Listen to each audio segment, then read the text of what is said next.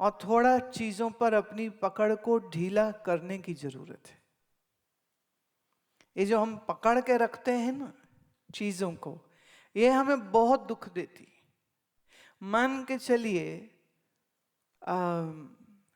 जैसे अभी आते हुए यहाँ सत्संग में मुझे याद आ रहे थे हमारे एक बहुत प्यारे श्रोता, हमारे शिष्य गुजराती अमृत भाई। तो सालों सत्संग में उनका आना, उनका मिलना, उनका बहुत प्यार से हमेशा केसर भेंट में देते थे, हमेशा। पता नहीं क्यों, पर उनकी आदत थी। अब वो उनका शरीर नहीं रहा, बीमार हो गए थे, फिर शरीर चला गया। तो कुछ हैं जो चले गए, राइट, वो अब दिखेंगे नहीं कभी, चेंज आया। अच्छा, कुछ आज मैं यहां नए चेहरे देख रही हूं, न्यू एंट्रेंस, ठीक है। तो कुछ चेंज तो हो रहा है ना। कोई हैं जो सुनते हैं और बदलते नहीं, कोई हैं जो सुनते हैं और बदल जाते हैं, कोई हैं जो अपने जीवन में ज्ञान का अमृत भर लेते हैं, कोई हैं जो उस ज्ञान के बलबूते पर अपनी जिंदगी से अपनी कमियों, अपनी कमजोरियों को वो दूर कर लेते हैं और जीवन में प्रफुल्लता, सहजता और सुख उनके आ जाता है। तो चेहरे बदलते जाते हैं, घटनाएं बदलती जाती हैं। एक चीज अगर आप देखें, जब तक महाप्रलय ना हो जाए आसमान यही रहेगा, जब तक महाप्रलय ना हो जाए धरती यही रहेगी। पर लेकिन इसके ऊपर जो इंसान हैं उनके पुतले वो बदलते रहेंगे, क्योंकि एवरेज उम्र देखो तो है कितनी, 100 से पहले पहले, 70 से पहले पहले। तो 70 और 100 के बीच की गेम है, वो किसकी विकेट कब आउट हो जाएगी मालूम नहीं चलता। तो कई बार किसी शहर में जाऊं ना तो मैं फिर पूछ लेती हूँ वो हैं कि गए। अच्छा, वो हैं या गए? गए मतलब शरीर उनका गया, और है मतलब शरीर उनका मौजूद है या नहीं है। चीजें बदलेंगी, तो चीजों के स्वभाव को समझना और उनको पकड़ना नहीं। दूसरा, आपके जीवन में कुछ लोग आएंगे और जाएंगे, कुछ लोग लंबे समय तक साथ रहेंगे। पर कितना भी लंबा रह ले साथ में, ये शरीर का तो धर्म है ना। ये तो टूटने वाला बर्तन है, तो आज भी टूटेगा तो कल भी टूटेगा, इसमें कुछ ना कुछ परिवर्तन तो फिर हो जाएगा। तो हम चीजों को न पकड़ें, हम शरीरों को न पकड़ें। कौन है जो बदलता नहीं?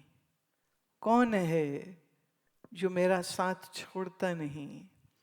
कौन है जो मेरा संगी साथी हमेशा रहता है?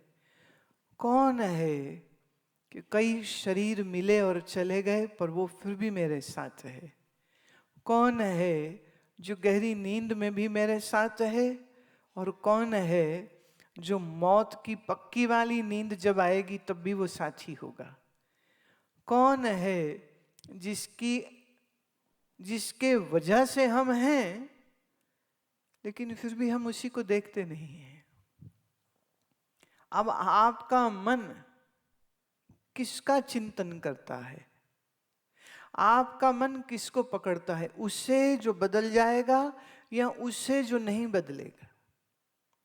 आपका मन किसको पकड़ता है? जो मरण धर्मा है या जो अमृत स्वरूप है?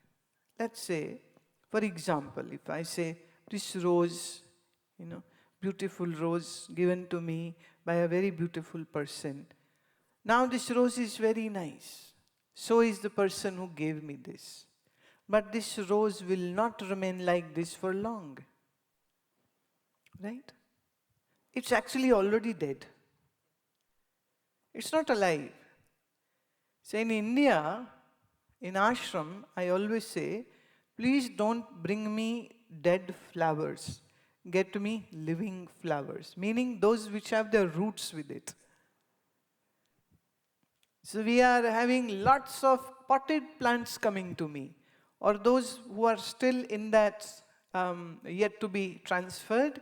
Those the clay ones, or sometimes even it is the plastic one or the paper ones. So they bring me that, and we will then put it in some soil, right? And from that one plant, we'll have so many more beautiful flowers coming out. But even that plant won't live long. These plants to have a duration, even that will go away. So if I obsess and become possessive of these flowers, or the person who brought these flowers, both cases, the flower and the person who brought this flower, both have a perishable body. Both have a changeable body. ना ये फूल हमेशा रहेगा, ना जिसने फूल दिया वो हमेशा रहेगा, ना ये जिस शरीर ने लिया है ना ये हमेशा रहेगा. ये तीसरी एंटिटी भी भूल मत जाना. कई बार कुछ लोग मिलते हैं और वो कहते हैं कि हमारे गुरुजी बड़े अच्छे थे, हमारे स्वामी जी बड़े अच्छे थे, हमारे संत जी बड़े अच्छे थे, हम उनके साथ ये सीखते थे, ये करते थे. अच्छा अभी कहाँ है? बोलो चले गए. अच्छा अभी उनकी जगह में कोई और है? बोले वो भी कोई नहीं. बोले अब हम जब जाते हैं, जिस कुटिया में वो रहते थे, बस वो प्रणाम करके हम वापस आ जाते हैं. कुछ मीठी यादें हैं, कुछ उनकी किताबें हैं, उन्हीं यादों के साथ और उन किताबों के साथ हम अपना जीवन बिता लेते हैं, पर वो तो अब है नहीं. तो जिसने फूल दिया वो, और ये फूल और जिसने फूल लिया, तीनों मरण धर्म है. तो मरण धर्म के साथ अपनी पकड़ हम अगर बना के रखेंगे तो रोना पड़ेगा.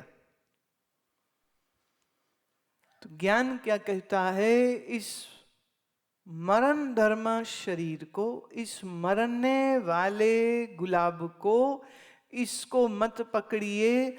इस गुलाब में जिसकी हस्ती हमेशा बनी रहेगी, उस अस्तित्व को, उस परमात्मा को पकड़ो, वो कहीं नहीं जाने वाला. इस शरीर ये नहीं रहेगा, पर इस शरीर का आधार जो है, इस शरीर का फाउंडेशन जो है, इस शरीर जिसकी वजह से है, वो परमात्मा कहीं नहीं जाने वाला. तो संसारी कौन है? जो शरीर को पकड़ता है. और आध्यात्मिक व्यक्ति कौन है? वो उस सत्ता को पकड़ता है जिस सत्ता से सब कुछ हो रहा है. तो सवाल यह है कि आपकी नजर कहां पर है? उस पर जो मरने मिटने वाला है, या उस पर जो कभी मरेगा नहीं, जो कभी मिटेगा नहीं, जिसका अस्तित्व कभी अनास्तित्व नहीं होगा? That who exists, and never ever a moment will come when that existence will be wiped out, meaning no more theirs. That who exists and always exists, that very abstract, absolute is called the Parabrahma, or is called God, if that is okay with you. That which never changes, that which never ever perishes, that which is indestructible, that existence is called God. कौन है परमात्मा? क्या है स्वरूप उसका? क्या है गुण उसका? जो कभी मरे नहीं, जो कभी बदले नहीं, जो कभी असत नहीं होगा, जो कभी दुख रूप नहीं है. दुनिया कभी आनंद रूप ना होगी. आनंद दुनिया लगे तो भाई साहब कुछ गड़बड़ है.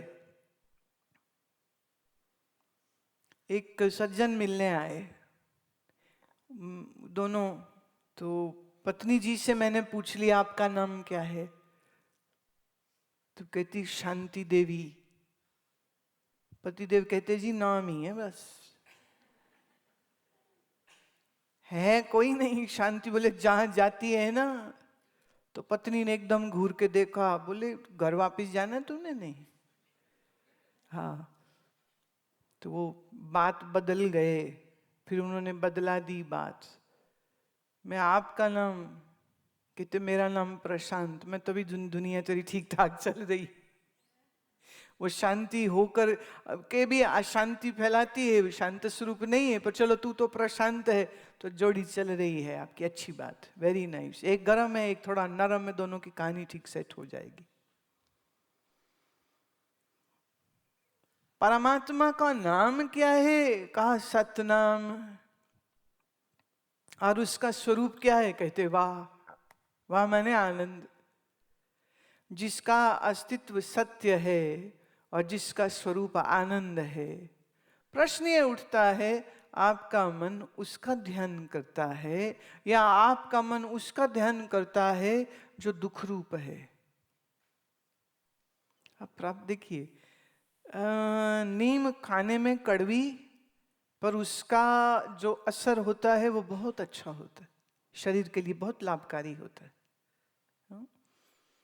नीम पर खाने में बड़ी कड़वी है। अच्छा रसगुल्ला खाने में बहुत मीठा, सरस एकदम, पर उसका नुकसान वो आपका पेनक्रियास भुगतता है, तो डायबिटीज वालों के लिए जहर हो जाता है। हाइपरग्लाइसेमिक लोगों के लिए वो ठीक नहीं बैठता। पर जो चीज जीभ को अच्छी है वो शरीर को अच्छी नहीं, जो चीज जीभ को कड़वी है शरीर को बड़ा लाभ है, राइट? ऐसे ही संसार वो रसगुल्ला है, खाओ तो बड़ा मीठा, पर बाद में भुगतोगे फिर। हाँ, और परमात्मा नाम सुमिरन करना नीम जैसा कड़वा बड़ा मुश्किल लगता है, बड़ा मुश्किल लगता है, पर जिसने ये काम कर लिया उसको सारे फायदे हो जाते। हमारा मन जब विवेक से जीवन जीता नहीं है तब इसको बहुत कष्ट भुगतने पड़ते। विवेक मतलब समझ। विवेक word means the ability to discriminate in between the truth and the untruth, in between real and unreal. If you don't have this ability, then living this life becomes a hell. And if you have the ability of a vivek with you, then living this very life will become like a heaven, or maybe better than heaven. And from where do we get this vivek? The pure wisdom, that is from satsang.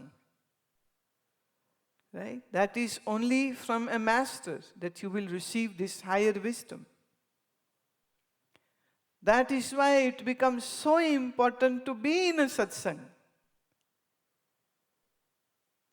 जिसके पास ज्ञान है सत्य असत्य का, दुख क्या है आनंद क्या है, जिसको इस बात की समझ है, वह आदमी अपनी जिंदगी को बहुत अच्छे से जी सकता है। असत्य की पकड़ करेगा नहीं और सत्य को कभी भुलाएगा नहीं।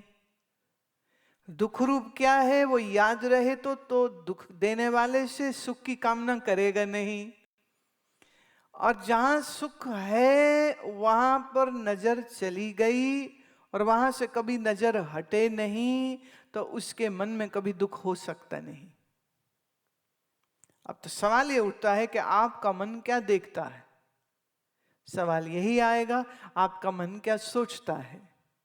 सवाल फिर यही आएगा, क्या आप अपने मन को कुछ देर के लिए ही सही, क्या आप उसको सच्ची और सही दिशा में ले जाते हैं या नहीं लेके जाते।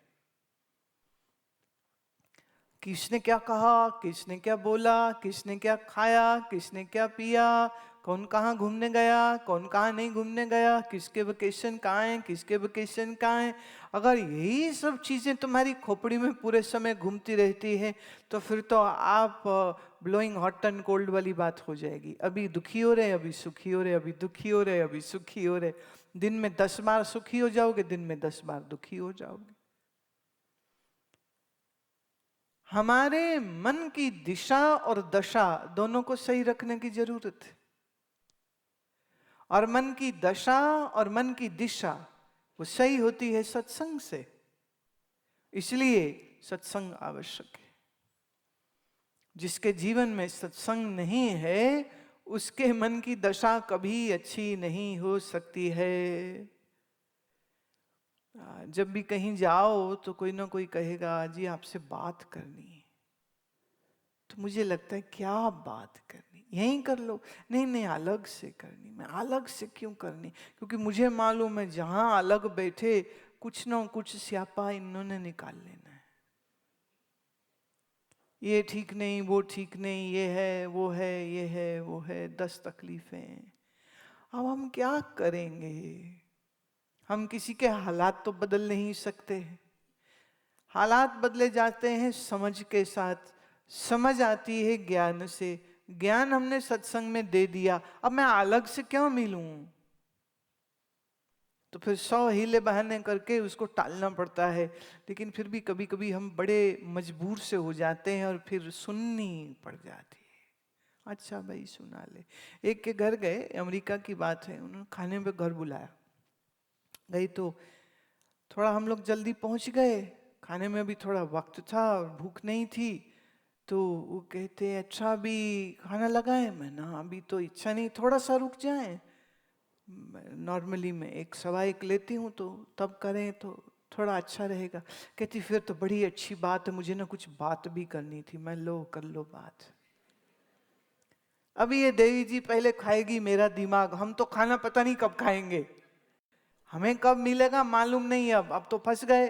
अब तो पहले ये जो कुछ है इसके वो मेरे डालेगी, तो पहले हमारा दिमाग खाया जाएगा। सडनली वो शाकाहारी से ना वो नॉन वेजिटेरियन दिमाग खाएगी ना तो नॉन वेजिटेरियन हो गए। अच्छा भाई सुना लो। सारी बात सुन ली, सारी बात सुन ली। फिर मेरे कहना पड़ा मैं अब तो ना 1:30 बज गया है, खाना खा ले अब। हाँ हाँ हाँ, अभी अभी खाना खिलाते। और बाद में उसने कम से कम 20 लोगों को बोला गुरुआ कितने अच्छे हैं, उन्होंने मेरी इतने प्यार से सारी बात सुनी। फिर अगले बार फिर से आया उनका मैसेज, हमारे घर में आएंगे ना भोजन पे? मैंने इस बार टाइम नहीं, एक बार दिमाग खवा लिया, अब दोबारा नहीं खिलवाएंगे।